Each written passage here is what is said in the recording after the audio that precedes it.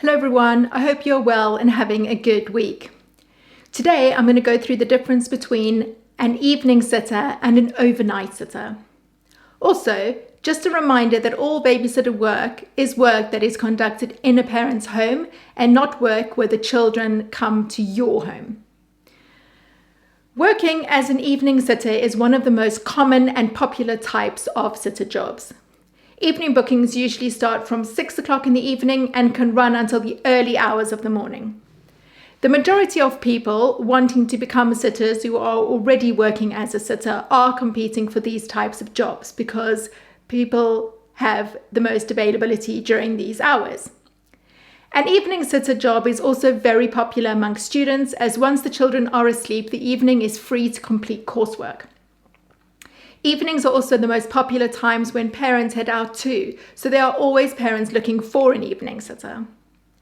Evening sitters are responsible for getting themselves to and from bookings on their own accord.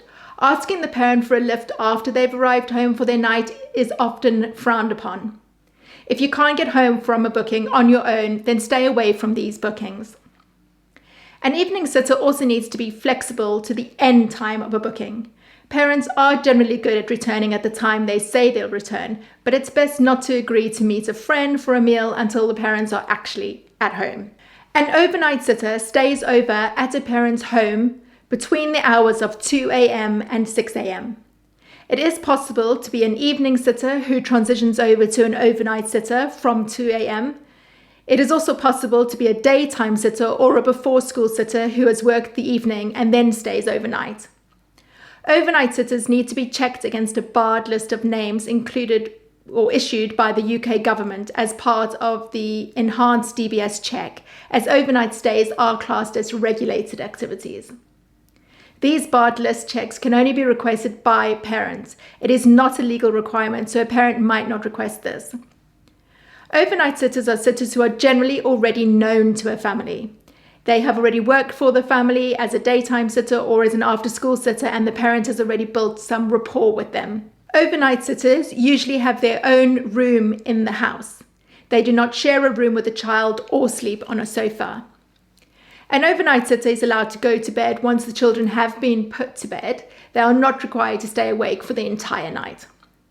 They are also usually allowed to have meals with the children, eating the same meal as the children.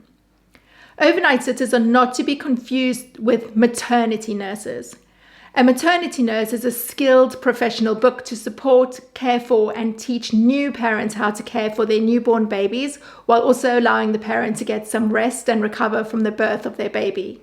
Maternity nurses live in the parent's home and are available throughout the entire evening for the nighttime feeds.